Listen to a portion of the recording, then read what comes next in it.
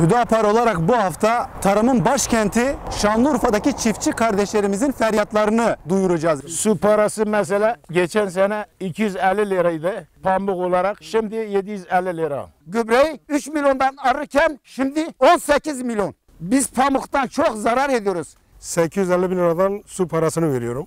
Elimizdeki ürün para etmiyor. Sağ olasın, yani bizi bu hale getiren sağ olasın. Biz ne yapacağımızı bilmiyoruz. Bugün pamuğu 15'e diyoruz, gene almıyorlar. Şu anda pamuğu alan yok. Gerçekten biz çiftçi olarak çok zor durumdayız. Çiftçi ülkenin bel kemiğidir. Bugün biz köle gibi çalışıyoruz, hala evimize ekmek götürmekte zorluk çekiyoruz. Suyun parası biz vallahi veremiyoruz. Ben kendi Taksim'e traktörümü verdim ki içilen parasını ben vereceğim. Yani bunu bir kaide yapmışlar. Sanki sen suyu da Amerika'dan mı sen ithal ediyorsun?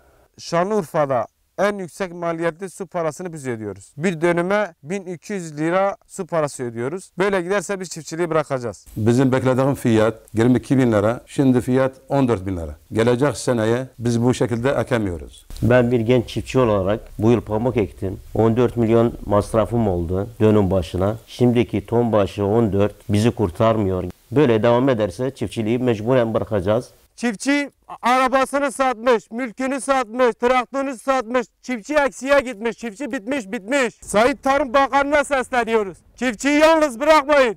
Ve şimdi çözümü konuşalım. Hükümetin yapacağı şey şu: çiftçiyi koruma altına alabilmek ve yurt içindeki pamuk fiyatını bir dengede tutabilmek için geçici olarak yurt dışından gelen pamuk ve iplik ithalatına belli bir sınırlama, belli bir kota getirmeli ki iç piyasada üreticiyi korusun diye. Hemen akabinde çiftçinin zarar etmemesi için bu yıla has olarak hükümet kilo başına 3 TL'den aşağı olmamak üzere nakdi destek sunmalı. Ve diğer bir sorun su fiyatları.